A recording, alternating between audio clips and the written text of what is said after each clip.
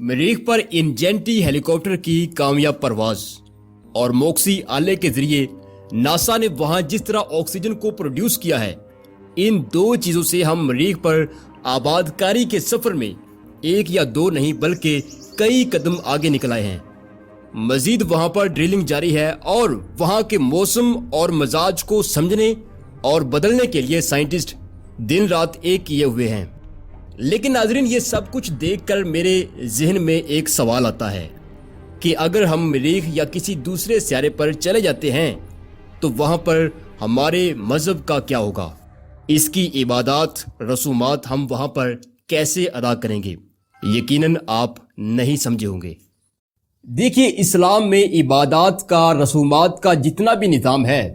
वो सारा कमरी महीनों पर है, यानी कि चांद के महीनों पर मुनहसिर है। और जमीन का चांद 29 या 30 दिनों में जमीन के गिर्द अपना एक चक्कर मुकम्मल कर लेता है। और यूं हर साल मुहर्रमुल हरम, रमजानुल मुबारक और दूसरे इस्लामी महीने एक तरतीब के साथ चलते हैं और हमारी इबादत का मामला चलता रहता है। लेकिन जैसे ही आप मरीख पर कदम रखते हैं वहां पर यह सारा मामला उल्ट हो जाता है। वहां पर कदम रखते ही सबसे पहले आपको वहां के यानी मरीख के दो चांदों का सामना करना होगा। पहला फेबोस और दूसरा दीमोस। फेबोस मरीख की सतह से 6000 किलोमीटर की बुलंदी पर है और ये 7 घंटे 39 मिनट में मरीख के गिर्द अपना एक चक्कर जो है वो मुकम्मल कर लेता है। नाज़रीन, शक्लो सूरत में ये चांद यानी फेबोस बेढंगा सा है और कुछ ज्यादा रोशन नहीं है और ये एक मरीखी दिन में 2 बार मगरब की तरफ से तुलू होता है। नाज़रीन, फेबोस यानी मरीखी चांद, अगर हम इस चांद के हिसाब से इस्लामी महीनों का यानी कि तायुन करें तो रमजानुल मुबारक सिर्फ 1 से 1.5 दिन का बनता है, यानी कि 1 से 1.5 दिन में रमजानुल मुबारक मुकम्मल हो जाएगा और हर 6 दिन के बाद दोबारा हमारी जिंदगी में होगा। ये फेबोस यानी मैं मरीख के एक चांद की बात कर रहा हूं। अब नाज़रीन, मरीख का दूसरा चांद है डिमोस, जो कि साइज में पहले वाले चांद यानी फेबोस से काफी बड़ा है और मरीख के गिर्द 30 घंटे में अपना एक चक्कर मुकम्मल कर लेता है। यानी उस हिसाब से देखा जाए तो हर 12 दिन के बाद रमजानुल मुबारक हमारी जिंदगी में होगा और 30 घंटे का एक इस्लामी महीना होगा। यानी ओवरऑल इस्लामी महीनों का कमरी महीनों के साथ जो निजाम चलता है, जो स्ट्रक्चर है हमारी जमीन पर, जैसे ही आप जमीन को छोड़ते हैं, खला की तरफ बढ़ते हैं, खसूसन मरीख की तरफ बढ़ते हैं, तो ये सारा स्ट्रक्चर जो है वो फेल हो जाता है। हम हर 6 दिन के बाद रोजे नहीं रख सकते, हम हर 6 दिन के बाद कुर्बानी नहीं कर सकते क्योंकि इतने वसाइल और इतने जानवर ही नहीं होंगे। इसके अलावा अगर मैं एक छोटी सी मिसाल देता हूं कि अगर अहले तशियों को हर 6 दिन बाद ताज़ा जख्मों पर दोबारा फिर से यौम आशूरा मनाना पड़ जाए तो ये बेचारे किधर जाएंगे? इसी तरह हर मसलक की अपनी अपनी रसूमात हैं, तो वो किस तरह अदा करेंगे? यानी ओवरऑल आप जैसे ही जमीन को छोड़ते हैं आपको इस्लामी महीनों की असरनो तरतीब करना होगी,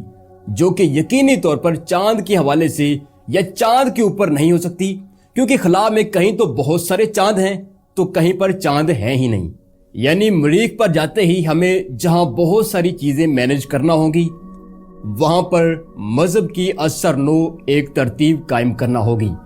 अच्छा जी, अब मुल्हिदीन यहां पर आकर कहते हैं कि अगर इस्लाम एक मुकम्मल दीन है और इस्लाम रब्बुल आलमीन का पसंदीदा मजहब है और वो अपने महबूब को क़यामत तक के हालात के बारे में तफसील से बता चुका है और मैं और आप वो सारी चीजें किताबों में पढ़ चुके हैं, लेकिन उस रब्बुल आलमीन ने अपने महबूब को ये क्यों नहीं बताया कि कल इंसान किसी दूसरे सियारे पर मरीख पर जाएगा, वहां उसके साथ किस किस्म के मजहबी मामलात पेश आ सकते हैं, किस किस्म की नई जरूरियात होंगी? तो ये यानी कि एक कामल दीन के अंदर इस चीज का, इस इंफॉर्मेशन का ना होना एक बहुत बड़ा सवालिया निशान है। कल मरीख पर पहुंचने के बाद इस्लाम के हवाले से कोई भी राय, कोई भी दलील, कोई भी आयत हदीस मौजूद नहीं है। वहां पर उलमा को जाती तौर पर काम करना होगा। अब ये सारी चीजें एथियस्ट कहते हैं, मुल्हद कहते हैं। देखिए भाई, आपका सवाल बिल्कुल जायज है, आप ये कह सकते हैं, लेकिन मैं आपको बता दूं کہ قرآن مجید میں بہت ساری آیات ایسی ہیں جن کا ایک وقت تک جو مفہوم تھا، درست صحیح مفہوم، وہ صیغہ راز میں تھا، لیکن جب زمانہ تحقیق کے اس منہج تک پہنچا جہاں پر خالق کائنات نے ان دلچسپ اور پرسرار آیات کی حقیقت کو کھولا، تو تب بھی تو آپ نہیں مانے۔ مثال دیتا ہوں ایک، کہ خالق کائنات فرماتے ہیں سورہ انبیاء میں کہ یہ زمین و آسمان ایک نقطے میں بند تھے، ہم نے ان کو پھاڑ کر جدا جدا کیا، اور اس کے بعد یہ ایک دھواں تھا، پھیلا ہوا دھواں، ہم نے زمین و آسمان سے یعنی اونچائی اور گہرائی سے کہا کہ وجود میں آ جاؤ، چاہے خوشی سے چاہے ناراضگی سے۔ اب اس آیت نے بگ بینگ کی تھیوری کو جس طرح ایکسپلین کیا ہے، کیا دنیا کی کسی مذہبی کتاب میں اس طرح کی باتیں ملتی ہیں؟ اب قرآن تو یہ بھی کہتا ہے کہ ہوائیں جو بھاری بادل کو اٹھائے پھرتی ہیں، آپ ذرا گوگل پر سرچ کیجئے کہ بادل کا وزن کتنا ہے تو آپ کے 14 طبق جو ہیں وہ روشن ہو جائیں گے۔ ناظرین، اب 1400 سال پہلے کسے معلوم تھا کہ بگ بینگ کیا ہے، یہ کائنات کیسے وجود میں آئی، اور یہ جو زمین سے ہزاروں فٹ اوپر جو بادل ہیں ان کا کوئی وزن بھی ہوتا ہے؟ میں تو آج تک اس کو، جب تک مجھے علم نہیں تھا اس چیز کے بارے میں، یا جب تک میں نے یہ آیت نہیں پڑھی تھی، اس کی تحقیق نہیں پڑھی تھی، میرے لیے تو وہ سب دھند تھا، آپ کے لیے بھی یہی کچھ ہوگا۔ تو یہ ساری چیزیں جو ایک وقت تک، ایسی بہت ساری آیات ہیں جو ایک وقت تک راز تھیں، ان کا مفسرین صحیح مفہوم بیان نہیں کر پائے کیونکہ تحقیق کا منہج وہ لیول نہیں تھا،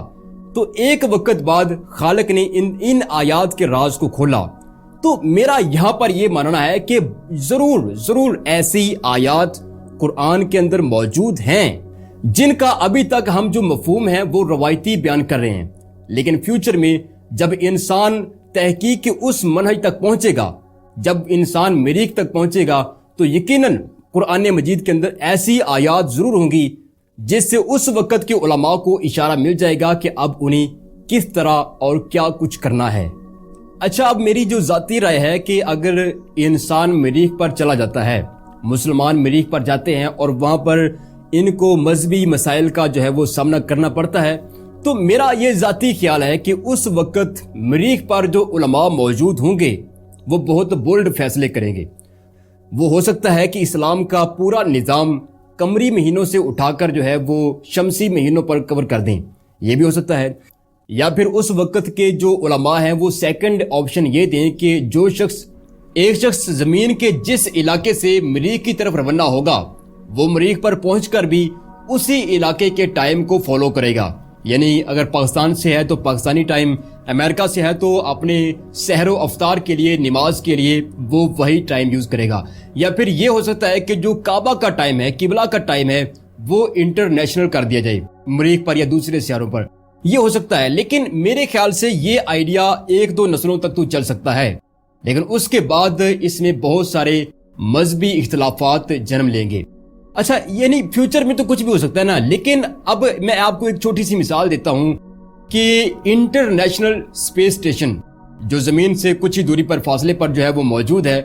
یہاں پر جو شخص موجود ہوتا ہے، یعنی انٹرنیشنل اسپیس اسٹیشن میں جو شخص موجود ہوتا ہے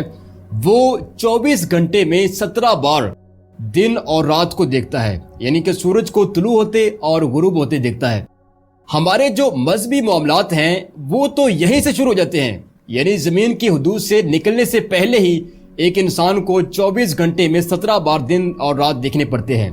تو ایسی صورت میں کیا کیا جائے؟ اب میں اس کی آپ کو ایک چھوٹی سی مثال دیتا ہوں کہ ملیشین سائنٹسٹ اسٹرونومر یعنی کہ شیخ مظفر شکور جب پہلی بار انٹرنیشنل اسپیس اسٹیشن کی طرف جانے لگے تو رمضان المبارک کا مہینہ قریب ہی تھا، تو انہوں نے کہا کہ ٹھیک ہے ریسرچ وغیرہ اپنی جگہ پر، لیکن میں جو ہے وہ خلا کے اندر جانے کے بعد بھی اپنے جو رمضان المبارک کے روزے ہیں وہ ترک نہیں کر سکتا۔ لیکن وہاں پر معاملہ یہ ہے کہ اسپیس اسٹیشن پر ہم ایک 24 گھنٹے کے اندر 17 بار دن کو طلوع ہوتے دیکھتے ہیں، تو ایسے میں اپنے جو روزے ہیں، نماز ہے، اس معاملات کو، وہ سارے معاملات کیسے ڈیل کروں گا؟ یہ انہوں نے علماء سے سوال کیا تھا، تو علماء نے اس وقت یہی جواب دیا تھا کہ آپ زمین کے جس علاقے سے اپنے اس سفر کی طرف یعنی کہ اسپیس کی طرف نکلیں گے، وہاں پہنچنے کے بعد بھی آپ اسی علاقے کو جہاں سے آپ روانہ ہوئے تھے اسی ٹائم کو آپ فالو کریں گے۔ تو یہ اس وقت علماء نے فائنل کیا تھا۔ اسی طرح اب نماز کا معاملہ ہے کہ جب انٹرنیشنل اسپیس اسٹیشن جب اپنے مدار کے اندر گھومتا ہے تو وہ گولائی کے اندر بھی گھومتا ہے، یعنی ایک تو وہ مدار کی گرد چکر لگاتا ہے، دوسرا وہ گھومتے ہوئے یعنی کہ اس کی جو ڈائمینشن ہے وہ مسلسل تبدیل ہوتی رہتی ہے۔ تو ایسے میں ایک اسٹرونومر جو ہے وہ نماز کیسے پڑھے؟ تو علماء نے کہا کہ آپ نے اس وقت جب آپ نماز شروع کرنے لگیں گے تو آپ نے یہ دیکھنا ہے کہ قبلہ کس طرف ہے، اس کے بعد وہ اسپیس اسٹیشن جدھر بھی گھومتا رہے آپ نے ٹینشن نہیں لینی، آپ نے جو ہے وہ اپنی نماز کو مکمل کرنا ہے چاہے سمت کوئی بھی ہو۔ تو معزز خواتین حضرات، زمین کی حدود چھوڑتے ہی بہت ساری پیچیدگیاں ہمارے سامنے آتے ہیں، اور آپ کی دلچسپی کے لیے میں بتاتا چلوں کہ شیخ مظفر شکور وہ پہلے مسلم اسٹرونومر ہیں جنہوں نے خلا میں عید کی ہے، اور وہ ویڈیو آپ دیکھ سکتے ہیں، انہوں نے وہاں سے لائیو شوٹ کر کے بھیجی تھی۔ اللہ اکبر اللہ اکبر اللہ اکبر لا الہ الا اللہ واللہ اکبر اللہ اکبر وللہ الحمد۔ تو ناظرین، یہ تھی ہماری آج کی ویڈیو۔ آپ سب کو بھی عید کی خوشیاں جو ہیں وہ اتھاہ گہرائیوں سے مبارک ہوں۔ اپنے گرد اپنے دوستوں کا، غریبوں کا، عزیزوں کا بہت سارا خیال رکھیے گا۔ اللہ حافظ۔